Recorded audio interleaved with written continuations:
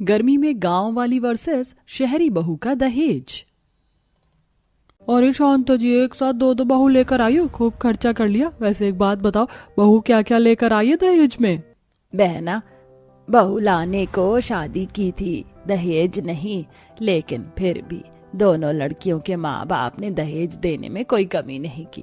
दोनों ही अपनी जरूरत का सारा सामान लेकर आई हैं। मेरी शहरी बहू तो हर चीज महंगी लेकर आई है, सब कुछ नए जमाने का, जैसे कूलर, एसी, फ्रिज, जूस बनाने की मशीन, अच्छा खासा बड़ा बेड और भी बहुत कुछ। और गांव की बहू देसी सामान ही लाई है, जैसे कि हाथ के पंखे, सोने को घास की चटाई और भी मटके वगैरह। वाह शांता जी, मजे आ गए आपके तो। घर में एक ही दम दो बहुएं और उनका सामान आ गया। चलिए, अब आपके घर की लक्ष्मियों ने बड़ा इंतजार कर लिया, अब इनका गृह प्रवेश करवाकर इन्हें अंदर भी बुला लो। मेहमानों के बोलने पर शांता ने अपनी दोनों बहुओं की गृह प्रवेश की रस्म करवाई और उसके बाद घर के सभी सदस्य आराम करने को चले गए। शांता एक छोटे से गांव में रहने वाली अमीर औरत थी, जिसके 2 बेटों की आज ही के दिन शादी हुई थी। शांता अपनी एक बहू तो गांव से ही लाई थी और एक बहू उसकी शहरी थी। दोनों ही बहुओं का गृह प्रवेश तो अच्छे से हो गया और फिर ऐसे ही अगले दिन। अरे वाह, मेरी दोनों ही बहुएं कितनी ज्यादा सुंदर लग रही हैं। बहुओं, अच्छे से नींद तो आ गई ना तुम्हें अपने नए घर में? आ ही गई होगी बहुओं, आज तुम दोनों की पहली रसोई की रस्म होगी, इसीलिए जो भी तुम्हारा मन हो वही बना लेना। माँ जी, इतनी गर्मी है और ऐसी गर्मी में तो बस कुछ ठंडा खाने को ही मन करता, इसीलिए मैं अपनी फ्रिज में आप सभी के लिए ठंडी ठंडी आइसक्रीम बनाऊंगी। हाँ हाँ बहू, क्यों नहीं, बिल्कुल, तो आइसक्रीम बनाना। वैसे भी तेरा दहेज इतना बढ़िया है कि उससे जो चाहो वो कर सकते हो। और निकिता बहू, तूने क्या सोचा है अपनी पहली रसोई के लिए? वो माँ जी, मैं सोच रही थी कि मेरी माँ ने जो गाय दी है, मैं उसके दूध से दही बना लूं। शाम तक दही बन जाएगी तो पीने को ठंडी ठंडी छाछ, खाने को दही चीनी और साथ में सरसों का साग बना लेती हूँ। उसकी जरूरत नहीं है भाभी, मेरा मतलब गर्मी का जुगाड़ तो सारा मेरी फ्रिज से हो जाएगा और आइसक्रीम के आगे दही चीनी कौन खाएगा। आप एक काम करना, आप खाना बना लेना, मीठा और ठंडा मैं बना लूंगी। हाँ बहू, अदिति ठीक बोल रही है, तू खाना बना लेना, बाकी ठंडा और मीठा अदिति बना देगी। जी माँ जी। निकिता ने शांता की बात पर हामी भर दी। माँ जी की दिक्कत क्या है, जब से आई हूँ बस माँ जी अदिति के ही सामान की तारीफ किए जा रही। मेरे बाप बाप ने भी तो मुझे दहेज दिया है और ऐसा सामान दिया है जिसे इस्तेमाल करने में किसी चीज की मोहताजगी नहीं है। निकिता को बुरा लग रहा था जब शांता बस अदिति की ही तारीफ कर रही थी। कुछ ही देर में दोनों बहुएं रसोई के अंदर आ गई, जहाँ अरे भाभी, आप ये मटका वटका क्यों रख रही हो? मेरा मतलब मेरा फ्रिज है ना, ये हमें ठंडा पानी देगा। अच्छा, और अगर मुझे इसका ठंडा पानी ना पीना हो तो? ज्यादा ना तुम अपने इस सामान का रौब मत दिखाओ, समझी? अगर तुम्हारे पास कूलर या एसी है ना, तो मेरे पास भी हाथ के पंखे हैं। अगर तुम पर फ्रिज है तो मुझ पर भी मटका है। तुम पर बेड है तो मेरे पास भी चटाई है, और वो भी घास की। मैं आपसे तो कुछ बोल भी नहीं रही हूँ, तो फिर आप मुझे क्यों उल्टे जवाब दे रही हो? अरे अरे, क्या हो रहा है? तुम दोनों क्यों ऐसे बच्चों की तरह लड़ रही हो? चलो शांति से मिलकर काम करो। शांता ऐसे बोलकर रसोई से निकल गई। वहीं दूसरी तरफ दोनों बहुएं रसोई में अपने अपने पकवान बनाने में लग गई। कुछ ही देर में अपनी शहरी चीजों के इस्तेमाल से अदिति ने अपनी आइसक्रीम बनने को रख दी और साथ ही उसने अपने जूसर से संतरों का जूस निकाल दिया। वाह, मेरी स्ट्रॉबेरी फ्लेवर की आइसक्रीम और मेरा जूस बिल्कुल बनकर रेडी है। भाभी, आपका साग और सब्जी कब तक बनेगा? अभी वक्त लगेगा, अभी तो मैं साग काट ही रही हूँ, फिर चूल्हे पर से बनाने जाऊंगी। आप मिट्टी के चूल्हे पर इसे मत बनाना, उससे तो बर्तन भी काले हो जाते हैं और खाना भी ज्यादा अच्छा नहीं बनता। आप मेरे इलेक्ट्रिक चूल्हे पर बना लेना। तुम ही बनाओ अपने चूल्हे पर खाना, मैं तो मिट्टी के चूल्हे पर ही खाना बनाऊंगी। निकिता ऐसे बोलकर बाहर आ गई, जहां उसने बाहर अपनी ससुराल के मिट्टी के चूल्हे पर खाना बनाया। निकिता को इस सब में काफी वक्त लग गया, जिस बीच अदिति की फ्रिज ने उसकी आइसक्रीम को भी जमा दिया। और ऐसे ही जब दोनों बहुओं ने अपना अपना खाना टेबल पर लगाया, भाई वाह अदिति बहू, तूने तो झंडे गाड़ दिया। ऐसी आइसक्रीम तो दुकान से भी नहीं मिलती जैसी तूने बना दी। मुझे निकिता का बनाया हुआ खाना बेहद पसंद आया। बहू, एक अरसे के बाद चूल्हे की रोटी और साग खाया है, बहुत अच्छा। हाँ बाबा, अगर आप कहें तो मैं अपना कूलर यहाँ खींच लाऊं, हम सभी को गर्मी में नहीं खाना पड़ेगा। अरे नहीं अदिति, हम यहाँ कूलर नहीं ला सकते क्योंकि उसे यहाँ लगाने का कोई सॉकेट नहीं है। इसीलिए तो कहते हैं कि ये शहरी चीजें सारी बिजली के मोहताज हैं। मैं लेकर आती हूँ अपनी माँ का दिया हुआ हाथ के पंखों का सेट, कहीं भी कभी भी ताजी हवा खा लो। निकिता ऐसे बोलकर हाथ के पंखों से सभी को हवा करने लगी। वाह, पंखा भी कितनी काम की चीज है, कहीं भी कभी भी इससे हवा खा लो। सभी की बातें सुनकर निकिता खुश हो रही थी क्योंकि आज उसकी काफी तारीफ हुई थी। ऐसे ही सिलसिला जारी था। निकिता अपनी सास से कुछ उखड़ी उखड़ी सी रहती थी क्योंकि उसकी सास हमेशा उससे ज्यादा अपनी शहरी बहू को वैल्यू देती थी। ऐसे ही आज के दिन, अरे अदिति आप भी जाओ, हम बस सब्जी मंडी तक जा रहे हैं, उसमें इतना तैयार होने की क्या बात। मैं तैयार नहीं हो रही हूँ भाभी, मैं तो बस टैनिंग और हार्म यूवी रेस से खुद को बचाने को ये सनस्क्रीन लगा रही थी। आप भी लगा लो, नहीं तो इस गर्मी में झुलसकर काली हो जाओगी। तुम ही लगाओ ये अला बला, मैं तो अपने सर पर पल्ला रखकर हर चीज से बच जाऊंगी। अदिति के बोलने पर भी निकिता ने कोई सनस्क्रीन वगैरह नहीं लगाई। कुछ ही देर बाद दोनों देवरानी जेठानी शॉपिंग करने निकल गई और जब वो दोनों शॉपिंग से लौटी निकिता भाभी मैंने बोला था ना कि थोड़ा सा सनस्क्रीन लगा लो, अब देखो आपके सर पर जहां तक पल्ला था वहां तक आपका रंग साफ है और बाकी कैसे काला पड़ गया है। चुप करो, हे भगवान ये कैसा मेरा मुंह दो रंग का हो गया।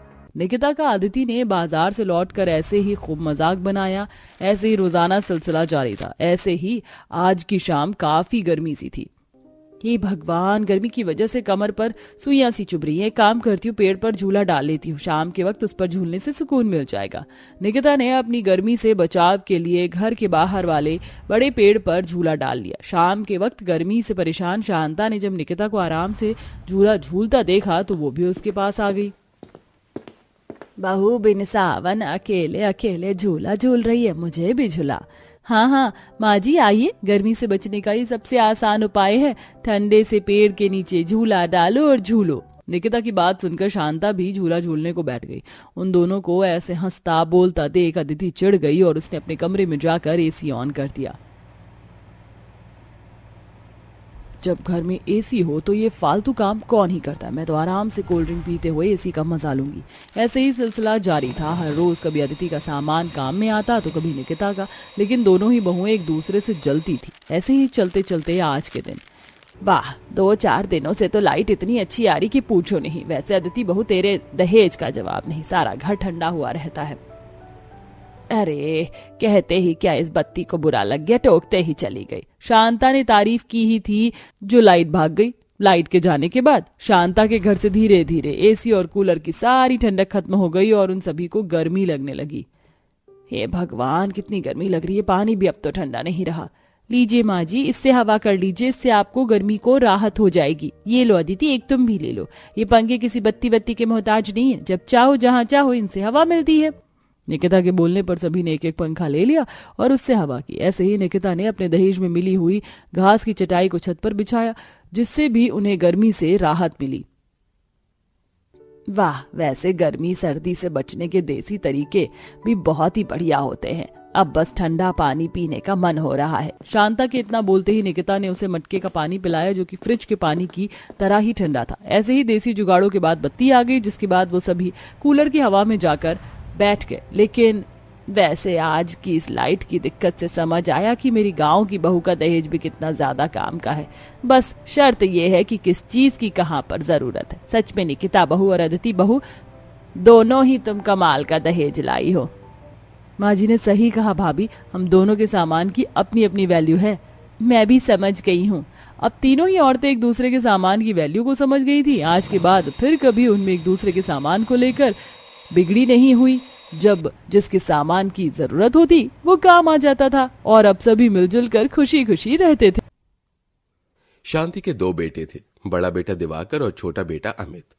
शांति के बड़े बेटे की शादी 1 साल पहले हो चुकी थी। अब 2 दिन बाद अमित शादी करके घर आता है और शादी के बाद आज सपना की अपने ससुराल में पहली रसोई होती है।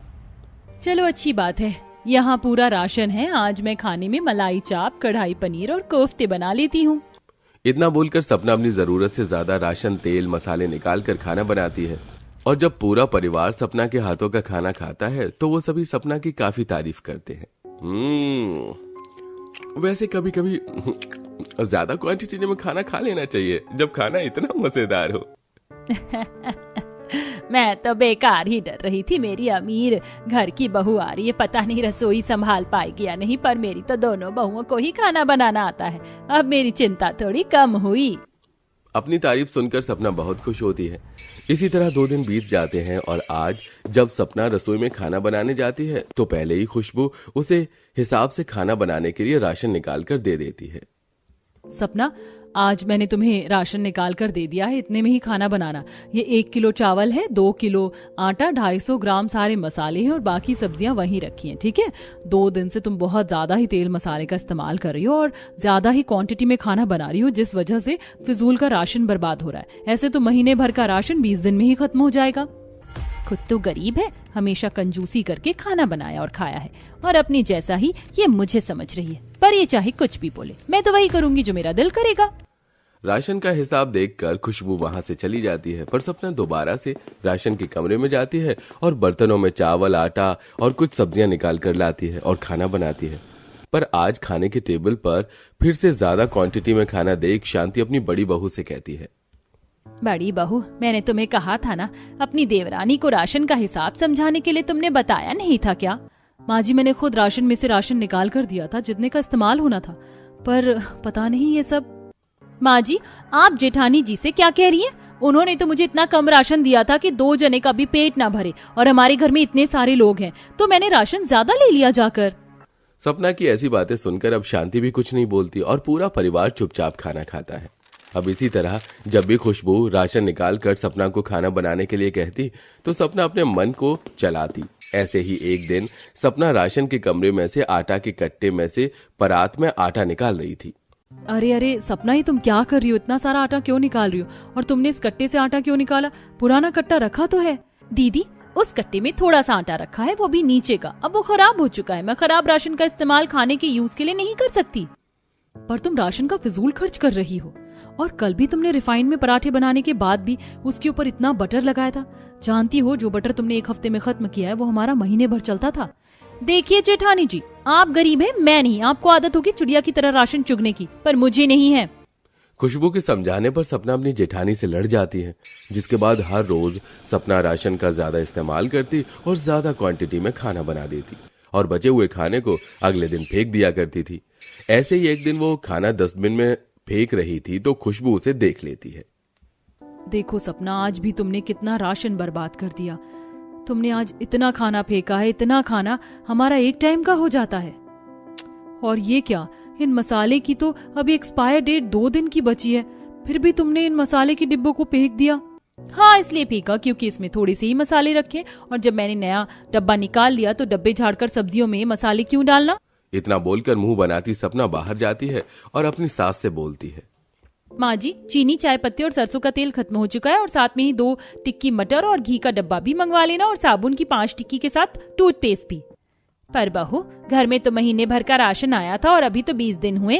इतनी जल्दी ये सारा सामान कैसे खत्म हो गया? बड़ी बहू तो महीने भर के राशन में से भी कुछ बचा लेती है, और तूने महीने लगने से पहले ही खत्म कर दिया। माँ जी, क्योंकि मैं दीदी की तरह कंजूस नहीं हूँ, और राशन है तो खत्म तो होगा ही। सपना की बातों से परेशान होकर शांति अपने दोनों बेटों से राशन के लिए पैसे मांगती है, जो हॉल में बैठे थे। और जब उन्हें पता चलता है कि महीना लगने से पहले ही घर का राशन खत्म हो गया है तो वो दोनों भी हैरान हो जाते हैं। माँ, इस महीने आप कितना राशन लेकर आई थी जो इतनी जल्दी खत्म हो गया? और माँ, हम आपको राशन के लिए अगर अभी पैसे दे देंगे तो हम अपना खर्चा कैसे चलाएंगे?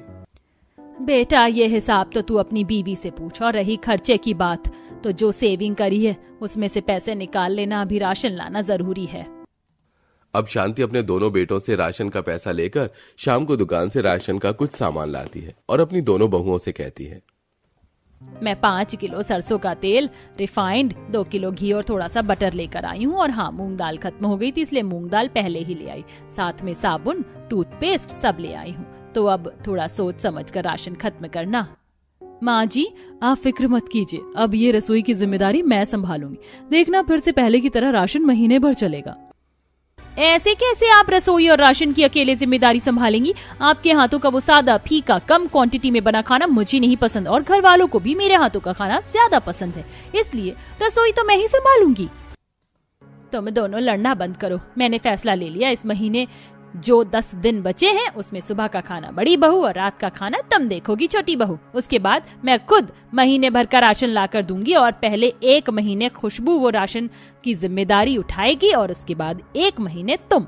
और इस 2 महीने में मुझे पता चल जाएगा कौन सर्वगुण संपन्न बहू है, जो बचत करना जानती है और राशन का सही इस्तेमाल भी। इतना बोलकर शांति अपने दोनों बेटों को बुलाकर सारा राशन रसोई में रखवाती है। क्योंकि शांति ने पहले ही फैसला ले लिया था, इसलिए सुबह का नाश्ता खुशबू बनाती है और रात का डिनर सपना बना रही होती है। ऐसे ही एक रात, सपना तुम रोज इतना हैवी नाश्ता क्यों बनाती हो, जैसे कि ये नान और ये इतना ज्यादा घी लगा पराठा और इस आलू पालक की सब्जी को देखो, तेल ऊपर ही ऊपर है, तैर रहा है। कभी कभी अच्छा लगता है ऐसा चटपटा खाना, लेकिन रोज नहीं लगता। सपना तो खाना ऐसा बनाती है मानो जैसे हम रोज किसी 5 स्टार होटल में खाना खा रहे हो। हाँ जी, मैं खाने में स्वाद और जान दोनों डालना पसंद करती हूँ। आपकी गरीब बीवी की तरह मैं कंजूस नहीं, जो रोगी वाला खाना लोगों को खाने के लिए दूं, जिसमें कम राशन लगा हो और स्वाद भी ना आए। सपना की ऐसी बातें सुनकर वहां बैठे सभी लोग चुप हो जाते हैं और आराम से खाना खाते हैं। इसी तरह 10 दिन बीत जाते हैं और शांति महीने भर का राशन एक बार फिर अपने दोनों बेटों के साथ घर लाती है। देख ले बड़ी बहू, 20 किलो चावल, 40 किलो आटा, 5 किलो अरहर की दाल, 6 किलो चीनी, 4 चाय पत्ती के पैकेट और 2 नमक का पैकेट और साथ में तेल, मसाले और साबुन, शैम्पू सब है। ये महीने भर का राशन मैं एक साथ ले आई हूँ। अब तुझे इसी को महीने भर चलाना होगा। अगर कम पड़ा तो मैं 1 रुपया नहीं देने वाली। फिक्र मत कीजिए माँ जी, ये 1 महीने से भी ज्यादा का राशन है। देखना, मैं इन्हें 1 महीने से ज्यादा चला लूंगी। अगर राशन देख लिया और कोई कमी नहीं है तो मैं और अमित अनाज भंडार में राशन रखाते हैं। अब दिवाकर और अमित सारा राशन एक एक करके अनाज भंडार में रख देते हैं और खुशबू हिसाब से राशन निकालती है और सभी के लिए उतना ही खाना बनाती है जितना घर वाले खाते हैं। इतनी कम रोटी और पराठे तो है ही नहीं, और चावल भी सिर्फ एक तरह का। इतने में किसी का पेट नहीं भरेगा दीदी। सपना, कल ही तो पराठे खाए थे और देखना तुम, ना अनाज बर्बाद होगा और ना ही कम पड़ेगा। और मुझे तो हल्का ही खाना पसंद है भाभी। अच्छा किया आपने जो ज्यादा खाना नहीं बनाया। खुशबू के चेहरे की मुस्कान और घर वालों के मुंह से खुशबू की तारीफ सुनकर अंदर ही अंदर सपना जलने लगती है। समय यूं ही बीतता है और रोज सपना मुंह बनाकर खाना खाती है। ऐसे ही एक दिन खाते हुए, दीदी राशन खत्म ना हो जाए इसलिए ऐसा खाना खिलाना ठीक नहीं, कहीं हमारी तबीयत ना खराब हो जाए। डरो मत सपना, तुम्हारी तबीयत को कुछ नहीं होगा, उल्टा तुम और अंदर से स्ट्रांग हो जाओगी। खुशबू की बातें सुन सपना बिना खाए वहां से चली जाती है और बहुत जल्द एक बार फिर शांति महीने भर का राशन लेकर घर आती है और इस बार सपना की बारी होती है। सपना बहू, पिछले महीने का कुछ राशन बचा है, पर फिर भी मैं उतना राशन लेकर आई जितना मैंने बड़ी बहू को दिया है। अब तेरे पास इस महीने का भी राशन और पिछले महीने का बचा हुआ राशन भी है। अब मैं देखती हूँ कि तू कैसे राशन का सही इस्तेमाल करती है। फिक्र मत कीजिए माँ जी, अब रसोई मेरे हाथों आई है, सबको अच्छा ही खाना मिलेगा और राशन का भी इस्तेमाल ठीक से होगा। जब सपना के हाथों रसोई आती है तो उसका घमंड बढ़ जाता है और वो राशन का गलत इस्तेमाल करती है और ज्यादा क्वांटिटी में खाना बनाती है और एक दिन में कम से कम 4 से 5 आइटम बनाती है। ये तुमने कैसी पनीर भुर्जी बनाई है, कितनी ज्यादा मिर्च है इसमें। और ये कैसी रोटी है, रोल की है, मैंने आज से पहले कभी नहीं खाया ये रोटी रोल।